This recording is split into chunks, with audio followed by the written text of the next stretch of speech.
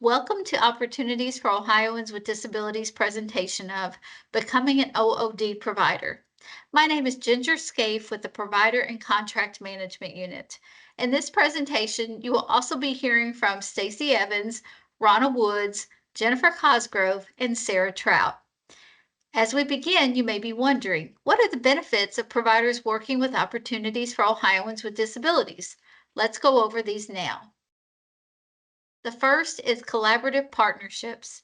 By working alongside OOD and other organizations, providers are able to collaborate on creating customized employment solutions for individuals with disabilities. These partnerships ensure that each client receives the tailored support they need to succeed in the workforce, improving outcomes for both the individual and the community. Second is expanded reach. Providers who work with OOD have the opportunity to serve clients in all 88 counties across Ohio. This broad reach allows providers to impact a diverse population, helping individuals with a wide range of disabilities. The expansive network enables providers to address the unique challenges faced by individuals in different regions, promoting inclusivity statewide. Third is workforce development contribution. Providers play a critical role in workforce development by helping individuals with disabilities prepare for and secure meaningful employment. Through tailored vocational rehabilitation services, providers foster a more inclusive workforce, contributing to the growth of a diverse and skilled labor pool that benefits employers and communities alike. Fourth is social impact.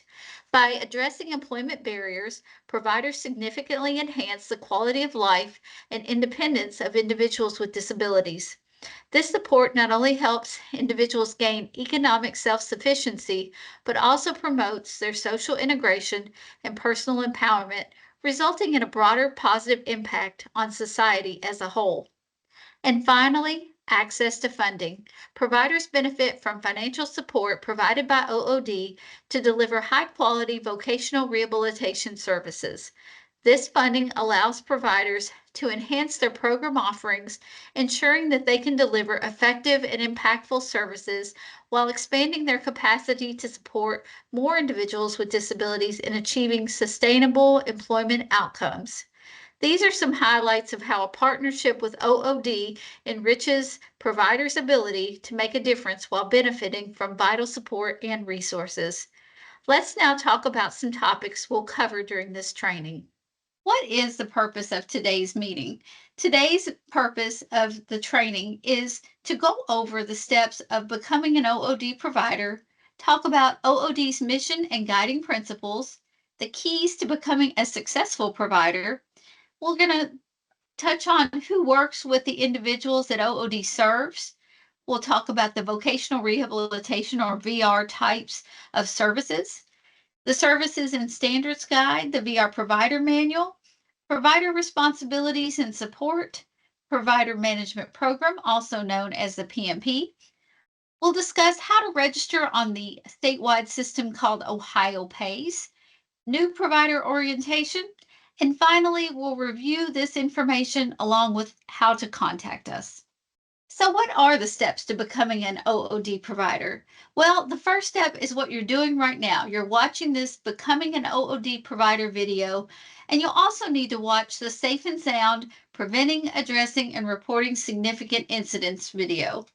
The second step is to determine what services you intend to provide by reading the Services and Standards Guide on our website under Information for Providers, Provider Resources, and Provider Manuals, and reviewing the qualification and standards for service providers and vendors at the Ohio Code location on your screen, which is http://codes.ohio.gov/OAC/3304-2-53V1. Once you have all the materials and credentials ready, create an application in the Provider Management Program, or PMP, on the web address on your screen, https://OODPACPRD.ohio.gov powerappsportal.us. Submit all the documentation through the PMP, including your most recent credentials and Form W-9. The fourth step is registering on the Ohio PACE website, which is https://ohiopace.ohio.gov, and sign up for OOD provider communication emails near the bottom of the OOD webpage. Again, our webpage is ood.ohio.gov. Entering your email at the subscribe to get the latest updates box and selecting Vocational Rehabilitation VR Providers checkbox on the next screen and hitting the Submit button at the bottom of that page. The fifth and final step is to attend new provider orientation with one of the rehabilitation program specialists that you hear in this training in the Provider and Contract Management Unit, also known as PCMU. OOD's mission statement and guiding principles. Our mission statement at OOD is as a state of Ohio agency whose mission is to empower Ohioans with disabilities through employment, disability determinations, and independence. Our guiding principles is our mission drives the work we do. Our principles guide how we do it, and we aim for service excellence by listening first, acting with a sense of urgency, honoring diversity, fostering inclusiveness, valuing collaboration, inspiring innovation, being transparent and accountable, and celebrating success. Throughout this presentation, we're going to talk about the keys to becoming a successful provider, but in short, they are communication, collaboration, transparency, shared goals, effectiveness, and accurate reporting. And I'm now going to turn it over to Stacey Evans. Thank you, Ginger. As you are considering working with OOD and providing services to individuals with disabilities, you might be wondering what type of credentials or qualifications are required. This slide gives an idea of what is expected and required to be able to provide OOD services. Sort of think of it like being on a busy highway where you might see different types of vehicles, a motorcycle, a dump truck, a rig that is carrying hazardous materials. They're all allowed to be on the highway, but they all require a certain specific certification to be able to be on that highway. And we're sort of the same way. We have many great providers that work with us, and many provide different services, and some of those services require special certification. So on this slide, we're talking about what is required to be a provider with OOD. And you must have at least one of the following qualifications in order to be able to serve OOD participants. The first is CARF, the Commission on Accreditation of Rehabilitation Facilities. And there are different categories that you'll want to check in the rule. There's the Joint Commission for Accreditation in Behavioral Health Care. There's the Association for Education and Rehabilitation of the Blind and Visually Impaired, the National Blindness Professional Certification Board, the Academy for Certification of Vision Rehabilitation and Education Professionals, and also the Ohio Department of Developmental Disability Certification in Career Planning and Individual Employment Supports. For this certification, you must have at least 1 year of providing these services to qualify for providing OOD services. Who else works with individuals with OOD services? So we have some other requirements here. If you are a provider interested in community work incentives coordinator or CWIC and or a work incentives practitioner or WIP, there's information in the rule specific to being able to be that type of provider with OOD. For pre-ETS or pre-employment transition services, providers are required to have at least 1 year of experience delivering vocational, educational, or independent living services to students with disabilities as their own entity. Our provider qualification rules are occasionally updated to meet the needs of the individuals we serve, so we strongly recommend that you go out to the rule online to make sure you're getting the most up-to-date information. If you download the rule, you may miss out on important updates that are really imperative to you being able to provide services for OOD participants. There are requirements for agencies as well as for direct staff requirements. So again, really get into that rule and take notice of all of the different requirements to be a provider for OOD. You can review the rule at Qualifications and Standards for Service Providers and Vendors rule at http://coac.ohio.gov/AAC/2304-2-53V1. And you'll also want to check out the Services and Standards Guide on OOD's website. In the rule, you will also find information regarding background checks.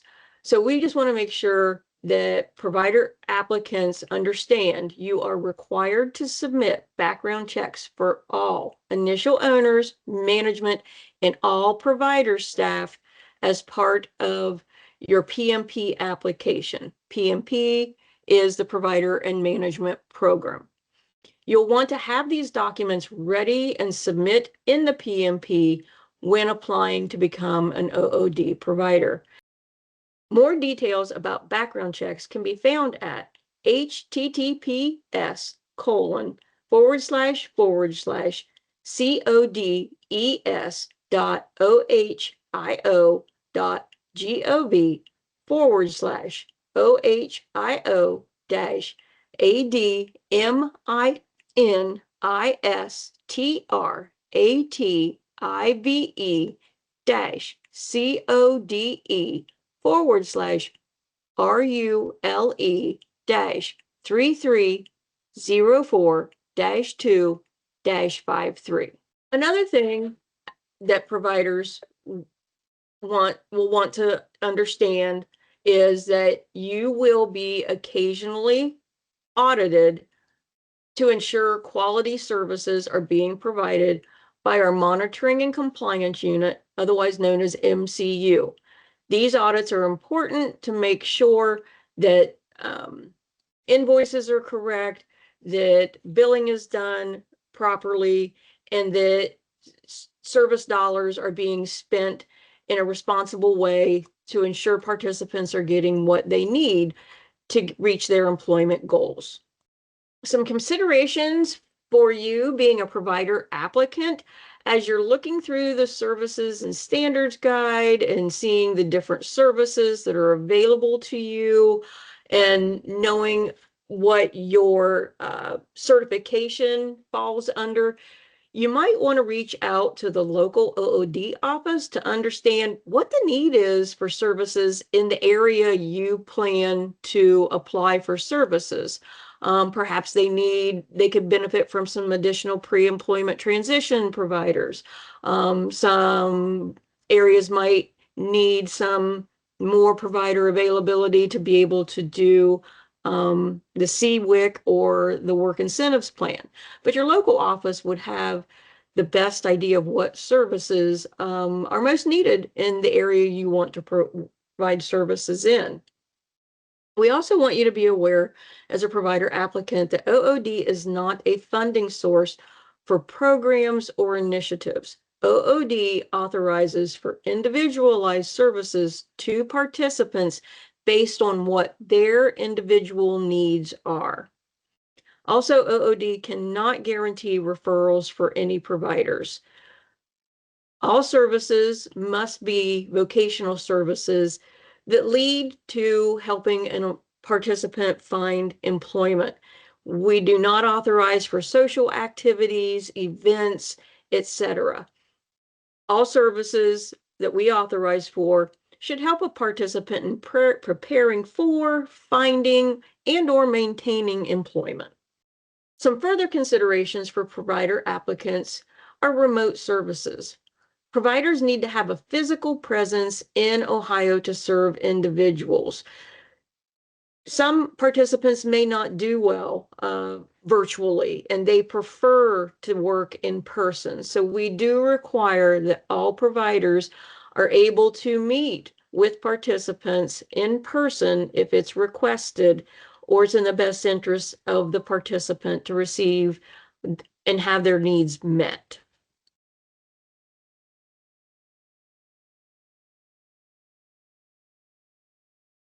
Keep in mind that vocational rehabilitation services are individualized and based on that individual's needs. They must be necessary.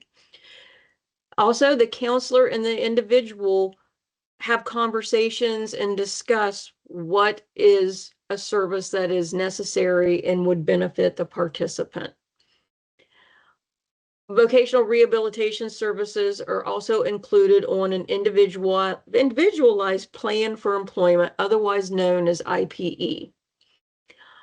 VR services must be pre-authorized. The authorization will include service dates and the amounts requested, but providers must keep in mind, do not provide services without an authorization. You cannot deliver services without that authorization, and it must fit within the dates on that authorization. You can always contact the local office or the person that you're working with as the VR counselor to have amended, but please remember, do not provide services without the authorization and outside of those authorization dates. Next, I'm going to turn it over to Ronna Woods. Thank you, Stacy. I'm going to talk about vocational rehabilitation or VR services and the types of services we offer to OOD participants. These services include diagnostic and assessment services, job-related services, including supported employment, job readiness services, pre-employment transition services, or what we call pre-ETS, auxiliary services, and assistive technology and disability and augmentative skills training. I will explain in more detail what these services are in the next slides coming up. First, taking a look at diagnostic and assessment services, we have career exploration. This service is utilized to assist a participant in exploring a specific employment outcome or outcomes that have been identified. This can involve the participant conducting informational interviews with individuals or employers who are performing the actual work or duties or hiring for the identified occupation. Career exploration also includes job shadowing and observing employers or employees. Community work experience.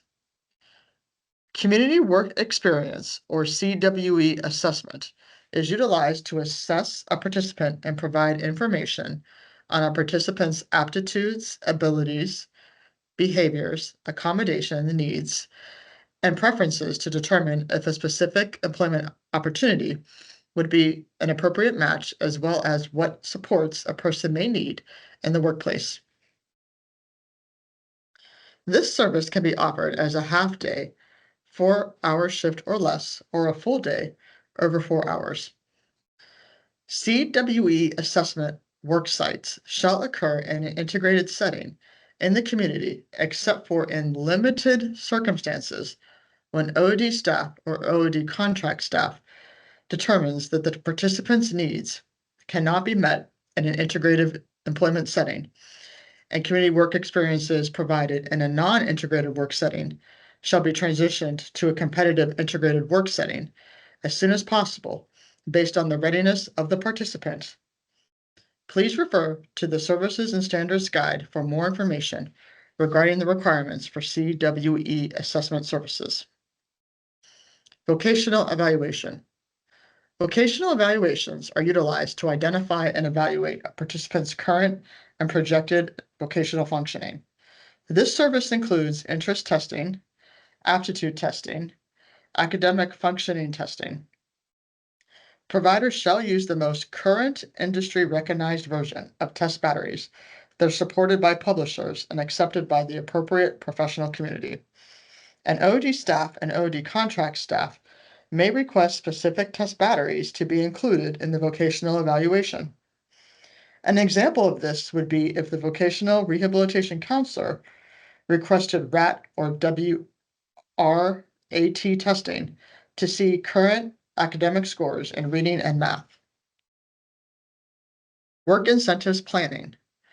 Work incentives planning, or what we call WIP or WIP services, are utilized to provide information on how participating in VR or OOD services and returning to work can positively impact the participant's earning potential. This service is for participants who receive Title II Social Security Disability Insurance, or SSDI, or Title XVI Supplemental Security Income, or SSI. Provider staff delivering this service shall be currently certified as a Community Work Incentives Coordinator, or CWIC, through the Virginia Commonwealth University, or certified as a Work Incentive Practitioner through Cornell University, and must complete the follow-up trainings as required to maintain their certification. Again, please refer to OOD's Services and Standards Guide for more information regarding all of the services listed. I'm next going to discuss job-related services. Job-related services support and assist a participant in searching for and securing an appropriate employment outcome. Job-related services also include services provided to a participant who has been placed in employment in order to stabilize the placement and enhance job retention. The first service I'm going to discuss is job search assistance. Job search assistance is a package of services utilized to prepare and assist participants to contact businesses, apply and interview with employers, and to secure competitive integrated employment, which matches their employment outcome with OOD. The first part, or what we call Part 1 of job search assistance, is job search preparation and planning. This includes creating or updating a participant's resume, going over application requirements for employers, participants' registration in Ohioans jobs, and completion of a job search plan that includes responsibilities for both job developer and participant. Identify specific positions and employers that the participant would like to pursue and establishes the frequency and method of contact between the job developer and the participant. The job search plan shall be reviewed each month. Part 2 of job search assistance occurs once the participant obtains competitive integrated employment and the OOD staff or OOD contract staff approves the job that meets the participant's agreed upon employment outcome and wage and hour goals. Part 3 is retention services, and Part 3 begins once the participant's job is considered stable by OOD staff or OOD contract staff. Job stabilization begins when the participant is able to independently perform job tasks without the assistance of a job coach and has adjusted to the demands of the work environment. Payments for this service shall be made in separate 30-day increments, and the deliverables for each monthly period shall include interactive contact with the participant and/or business if the participant consents to contact with the business. Please refer to the Standards and Services Guide for more information and specific billing requirements. Job search assistance support employment has the same parts and requirements as the services I just mentioned, but has additional requirements for support employment credentialed and non-credentialed services, which I will discuss in more detail on the next slide. The last service I'm going to discuss is job coaching. Job coaching is utilized to provide assistance such as instruction to learn job tasks, to assess, request, and implement accommodations, to utilize interventions, to develop natural and peer supports, and to assist a participant in being successful in the work environment. Job coaching can occur on-site or off-site. An example of off-site job coaching is contacting the participant before or after work to problem solve possible concerns that may impact employment. Providers shall perform a job task analysis for newly hired participants and develop a support plan that identifies intervention strategies and specific qualitative and quantitative performance standards based on the job tasks, employers' expectations, and industry standards. The plan should project a systemic decrease, or what we call fading, of the intensity of supports as participants learn job tasks and adjust to the work environment. Job coaching is also utilized to provide continued support to the participant and/or employer after the participant has learned the job tasks and reached their expected level of independence to ensure stability of the placement and enhance retention. Job search services are also offered for supported employment and have the same parts and requirements as what I discussed in the previous slide, but with additional requirements. Supported employment is an intensive service that may be authorized at a credentialed or non-credentialed rate. The provider and their staff must obtain and maintain the appropriate credentials in order to offer and be approved for supported employment services. When looking at the credentialed rate for supported employment, there are two types of supported employment areas. Supported employment job assistance for developmental disabilities. In order for a provider to be approved to offer supported employment job search assistant for the developmental disabilities population, the provider shall be certified by the Ohio Department of Developmental Disabilities, or DODD, in the areas of career planning and individualized employment supports, and provider staff must also be certified as a certified employment support professional, or what we call a CESP, through the Association for People Supporting Employment First, or ASPE. Or the provider staff must have a certified rehabilitation counselor, or CRC, through the Commission on Rehabilitation Counselor Certification.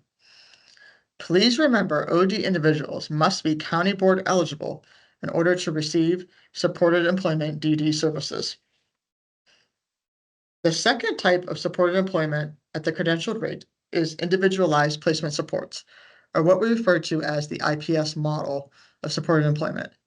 In order for a provider to be approved for supported employment IPS, the provider must pass a fidelity review administered by the Ohio Department of Mental Health and Addiction Services. OD individuals must have a severe persistent mental illness and dual diagnosis in order to receive supported employment IPS services. We also have supported employment at the non-credentialed rate. This can be utilized if, for instance, a provider who was approved for supported employment DD services no longer has staff who hold the CESP credential. The provider is still certified with DODD in the areas of career planning and individualized employment supports, so the provider would still qualify for supported employment non-credentialed services until the provider is able to hire staff who hold the CESP or CRC credential. This slide will discuss job readiness services. Job readiness services are services provided to prepare a participant for the world of work.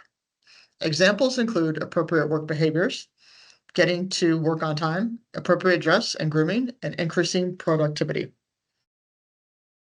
The Summer Youth Work Experience Program is a very popular service for our providers here at OOD. Summer Youth Work Experiences are intended to be group-based services utilized to teach students and youth with disabilities vocational skills and appropriate work behaviors. We currently have two levels for summer youth. Level 1 is for 10 to 12 hours of work per week and may be structured between 2 to 5 weeks. Level 2 is for 18 to 20 hours of work per week and shall be for 5 weeks. Please remember the summer youth services are for transition students ages 14 to 21. Community work experience internships. These are community work experiences offered in internship settings. These are group-based services and a collaboration in which OOD, the provider, and the host business or worksite, and if applicable, the education partner, have an established relationship which includes an OOD-approved training curriculum to address vocational barriers while at the same time learning transferable skills. This service can be for a school-based or non-school-based setting, but please remember this service requires approval by OOD and requires a local need for the program for OOD, along with the host business that must be determined appropriate for approval as well. Also, please remember that school-based internships are for transition students up to the age of 21. Community work experience adjustment services. This is similar to community work experience assessment services that I discussed previously, and that this service is offered in the community as an integrated site and can be for a half day, a 4-hour shift or less, or a full day, a shift that is over 4 hours. But the focus of the service is to assist participants in preparing for employment by improving their job readiness. During this service, interventions and adjustments for behaviors are a focus. Community work experience adjustment is successfully completed once specific barriers or behaviors are addressed, and ongoing supports and accommodations have been identified and recommended. This slide talks about pre-ETS, or what we call pre-employment transition services. Pre-ETS services are for students aged 14 to 21 with a disability and enrolled in a school. That can be a high school, career tech, or a college. Pre-ETS services are provided to students with disabilities who have been determined eligible or potentially eligible for vocational rehabilitation services. They are designed to help students identify career interests and improve the transition of students from school to post-secondary education and/or employment outcomes. There are 5 subcategories of pre-ETS. They are counseling on post-secondary opportunities, instruction in self-advocacy, job exploration counseling, work-based learning, and workplace readiness training. So looking at the first one, counseling on post-secondary opportunities. This includes the exploration of training options available after graduation. Activities may include education on enrollment in college or university, or other occupational training programs that lead to an industry-recognized credential, such as certification or a license. Services may also include advising students and parents about the admissions process, completing the free application for federal student aid or FAFSA, and provide resources and scholarship information. Instruction in self-advocacy is utilized to assist students to learn skills needed for greater independence. Services may include generalized classroom lessons in which students learn about their rights, responsibilities, and how to request accommodations or services and supports needed during the transition from secondary to post-secondary education and/or employment. During these lessons, students may share their thoughts, concerns, and needs in order to prepare them for peer mentoring opportunities with individuals working in the areas of their interest. Job exploration counseling includes information regarding in-demand industry sectors and occupations, as well as non-traditional employment, labor market composition, administration of vocational interest inventories, review of the Ohio Main's Job Student Learning Kit, and identification of career pathways of interest to the students. Work-based learning is utilized for students to experience and gain knowledge about the workplace. This may include coordinating school-based job training, informational interviews to research employers, worksite tours to learn about necessary job skills, job shadowing, and/or mentoring opportunities in the community. And finally, workplace readiness training is utilized to improve social and independent living skills. Workplace readiness training may include programming to develop social skills and independent living, such as communication and interpersonal skills, financial literacy, orientation and mobility skills, job seeking skills, understanding employer expectations for punctuality and performance, as well as other soft skills necessary for employment, and the areas of professional skills such as workplace communication, work ethics, teamwork, and networking, personal skills such as social and interpersonal skill development, and time management, skills related to the internet, social media, safety, and self-representation online and the potential impact on job searches, and independent living such as financial literacy and management, budgeting, household management, and community access. Providers interested in adding these services must complete the required training online and on demand at https://ood.ohio.gov/information-for/providers/provider-training. We are now going to discuss auxiliary services. These services are designed to complement the delivery of other services to ensure that participants may fully engage in diagnostic services or vocational rehabilitation services identified on a participant's individual plan for employment or IPE.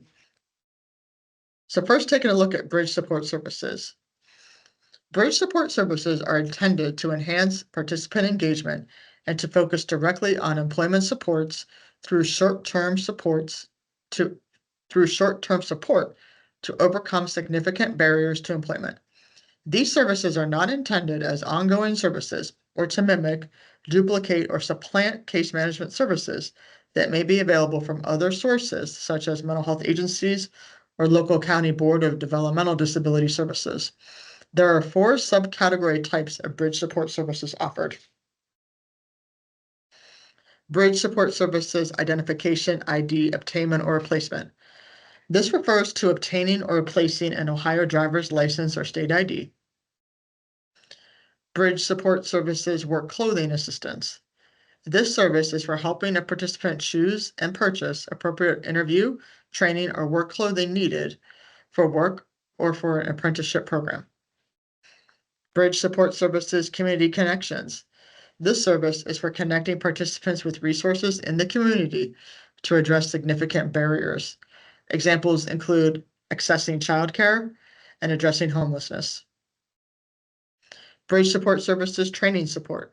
This service is to assist participants with applying for post-secondary training and completing any required application documentation and/or FAFSA documentation.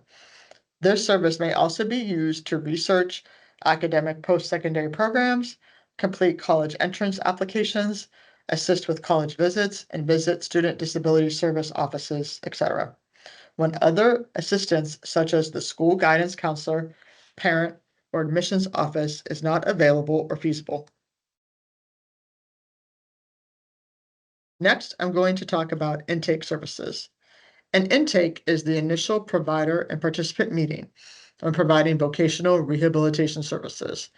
During this meeting, the provider shall review referral information and discuss the participant's disability, strengths, and any limitations and/or required accommodations to ensure that the vocational rehabilitation services are individualized to meet the specific needs of the participant. The provider shall provide an overview of items such as confidentiality, ethics, and dispute resolution. The next 2 services I'm going to talk about are site development and site coordination.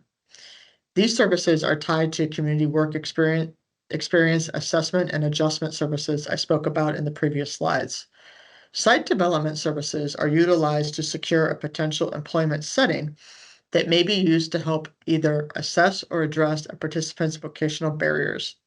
Site development may be authorized to secure a new business location for a community work experience assessment or adjustment, or in cases where a participant needs an individualized site for a summer youth work experience. Site coordination may be used by providers to facilitate a community work experience assessment or adjustment at a business with which a provider has an existing relationship. So, to clarify, site development is to set up a new business site or partnership. Site coordination is for existing partnerships and sites. Moving on to transportation.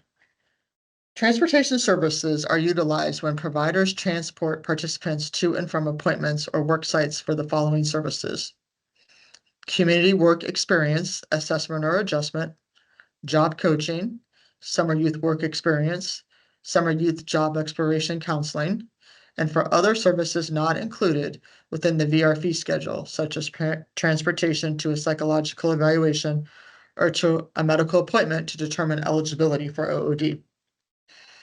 The last service I'm going to discuss under auxiliary services is vocational training stipend, or what we call VTS. Providers shall compensate participants for vocationally related work experiences. This includes community work experiences assessment and adjustment, summer youth experience, and non-school-based community work experience internship services at a rate equivalent to the current state of Ohio minimum wage. OOD shall reimburse providers at a rate equivalent to the state of Ohio minimum wage, plus an additional 15% to include additional costs such as workers' compensation, federal insurance contributions or FICA, Medicare, and administrative costs. Providers shall, at a minimum, provide workman's compensation for participants during work experiences. This slide will discuss assistive technology and disability and augmentative skills training. Assistive technology is a systemic application of technologies, engineering methodologies, or scientific principles to meet the needs of and address the barriers confronted by participants with disabilities in areas that include education, rehabilitation, employment, transportation, and independent living. It also includes the assessment, recommendation, and training on the appropriate selection and utilization of low vision equipment, assistive technologies, or lighting to address the functional impairments associated with vision loss. This service should include home and/or employment visit sites, measurements of the physical environment or equipment, developing technical drawings, examples for home modification and physical accessibility modifications, researching potential modifications for technology solutions, fabrication and installation of modifications, and computer training to provide accessibility, research, and design of a customized assistive technology solution to address the participant's specific needs. This service may also include training on utilization of proper care of and maintenance of accommodations. The subcategories of assistive technology include computer access, home modifications, and job site ergonomics. Disability and augmentative skills training are services provided to assist participants with utilizing or enhancing their current functioning levels to be able to fully participate in vocational rehabilitation services and to secure and maintain employment and/or enhance independence. Life skills training, sometimes referred to as rehabilitation teaching, is utilized to teach participants with visual impairments and other disabilities, such as intellectual disability, traumatic brain injury, deafness, or those with language deprivation, to learn life skills to enhance safety, independence, and employability. Provider will assess the needs of the participant, make recommendations to OOD or OOD contract staff, and identify which areas the participant may have strengths as well as barriers. Provider will develop a plan outlining benchmarks, specific goals, instructional techniques, and estimated timeframes to achieve learning objectives. Provider staff can provide training on topics such as selecting and organizing clothing, preparing meals, budgeting and managing money, and maintaining hygiene. Instructional techniques can include one-on-one demonstration, repetition, and development of natural supports and cues. The expected outcome of the service is that the participant will develop the life skills and confidence needed to live independently. Orientation and mobility is utilized to assist participants with visual impairments to familiarize themselves with their environment and to learn to navigate independently. Provider will assess the needs of the participant, make recommendations to OOD staff or OOD contract staff, and identify in which areas the participant may have barriers as well as strengths. Provider will develop a plan outlining benchmarks, specific goals, instructional techniques, and estimated timeframes to achieve learning objectives. Provider may use instructional techniques such as a sighted guide, long cane, or use of service animals. This service may be provided in different settings, such as the workplace, home, educational setting, or the community. The outcome of the service is that the participant develops the skills and confidence to navigate independently. Please note there are credentialed and non-credentialed rates for these services. Assistive technology and disability augmentative services provided to individuals with vision loss are required to have a certification as outlined in the Services and Standards Guide. The last service I'm going to discuss in this slide is travel training. Travel training is utilized to teach participants on how to travel independently on public transportation or in the community in their own private vehicle. Instruction should include topics such as learning how to schedule transportation requests with transportation providers, reading the bus schedule, purchasing bus passes, training on the public transportation rules, and contingency planning in the event of an unexpected issue, such as a missed bus, getting off at the wrong stop, or using GPS to navigate. Provider staff may provide instruction by demonstrating how to ride public transportation with the provider until the participant is independent. The outcome of the service is that the participant will be confident and independent in their ability to work and travel in the community. Next, I'm going to turn it over to Jennifer. Thank you, Rana. When you are working with us as a provider, it's really important that you have a copy of the Services and Standards Guide. You'll want to have a copy either on your desktop, or you may even choose to print some of the pages and have them handy by you when you're working on certain things so that you can review these. In order to get to our Services and Standards Guide, you're going to go to OOD's website at http://ood.ohio.gov. There you will click on Information for Providers at the top of the page. You will click on Provider Manuals in the middle of the page under Featured Content.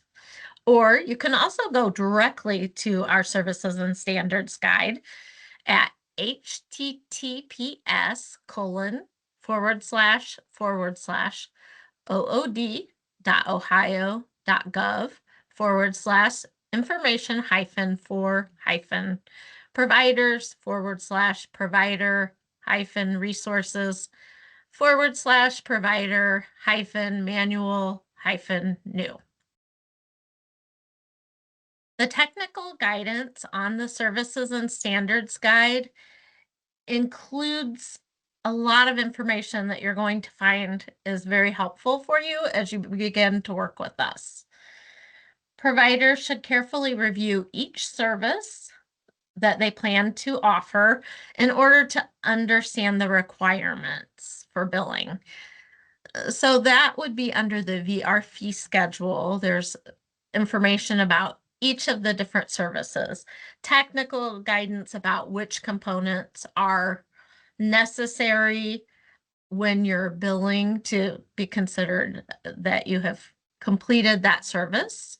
There is also support for the providers, which includes different emails that you can reach out to if you can't find the answers that you're looking for within the Service and Standards Guide. I would also point you to the table of contents, because this is an easy way to find the different information that you're needing within the Services and Standards Guide. I want to point out the confidentiality and the significant incident reporting and management sections of the Services and Standards Guide. It is very important to us that we respect the confidentiality of our participants as well as their safety. So before you begin offering services, we do ask that you take some time to review those requirements, go to those portions of the Services and Standards Guide, as well as watch the video on the significant incident reporting and management to realize when your staff would need to report different incidents to us at OOD and how those things can be reported. There is also the provider management program accounts, which we'll be going into a little bit more in the next few slides. This is the place where one person from the provider staff will be the account holder, and they will make changes such as adding services or deleting services, adding more counties that they can serve, or deciding that they need to maybe not serve a particular county if it's stretching their staff a little bit too thin. It is also the place that you're going to update your contacts. We also ask that you review the acknowledgement each year. Once you have that information in the provider management program, it is what our participants can also see, and our VR staff can see when they're looking at the provider search. So that is the way that somebody wanting to know, okay, where is job service or job search assistance offered in Hamilton County. They can go to that provider search. So you want to make sure that you have everything up to date in the provider management program so it can be found in the provider search.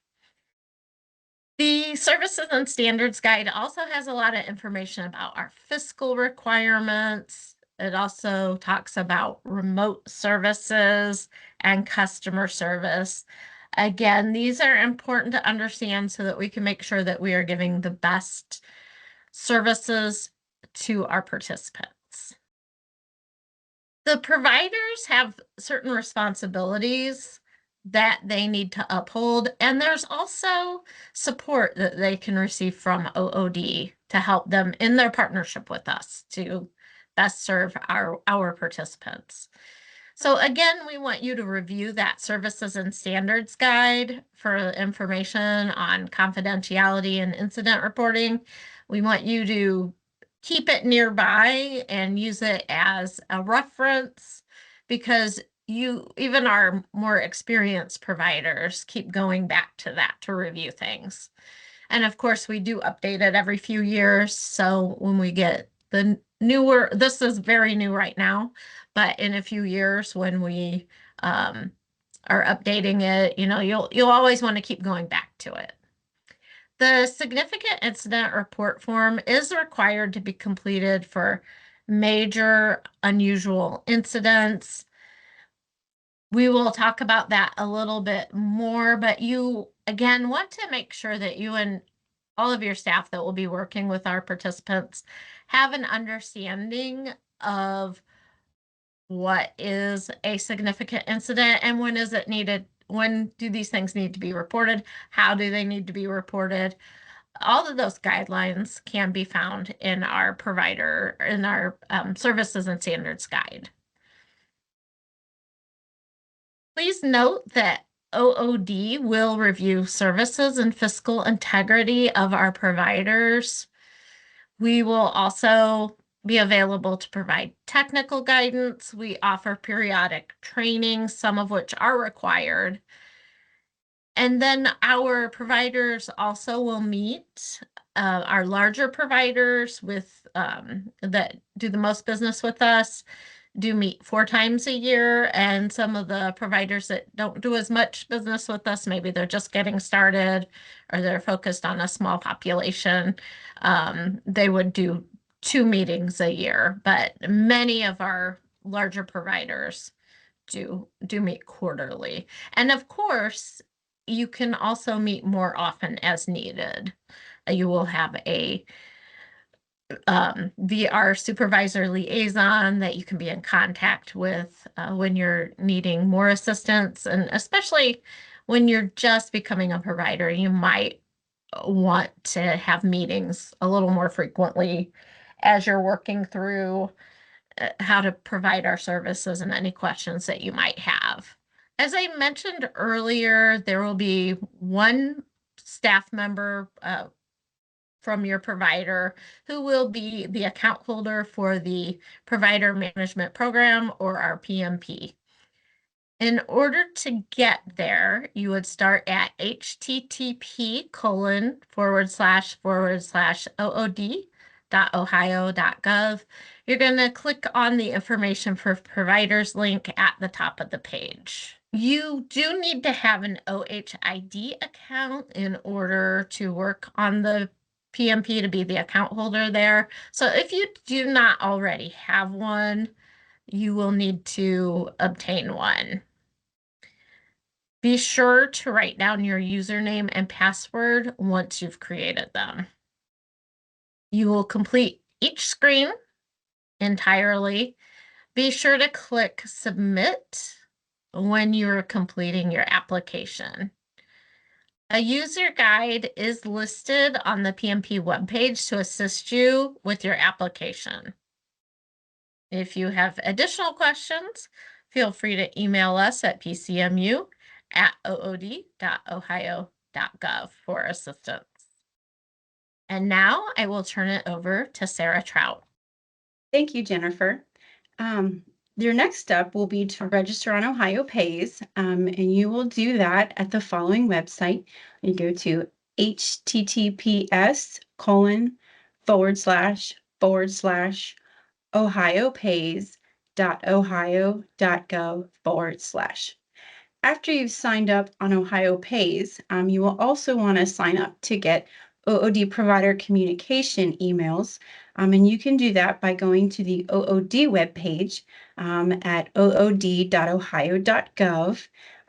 At the bottom, you will enter your email in the section that says subscribe to get the latest updates. Then you'll choose the option for vocational rehabilitation VR providers on that next screen, and then you'll hit the submit button at the bottom of the page.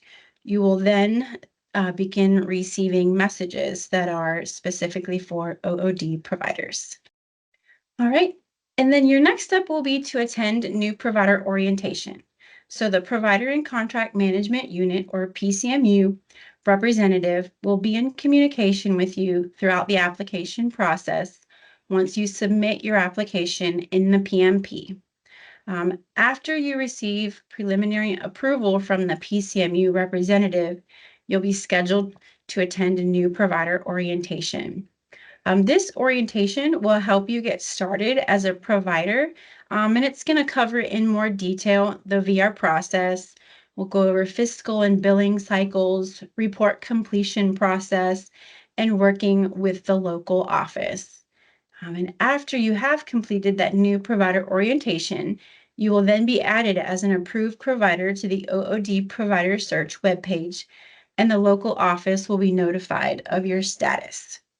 And at that point, you would begin receiving referrals potentially. All right, so I'm just going to review the steps on becoming a provider.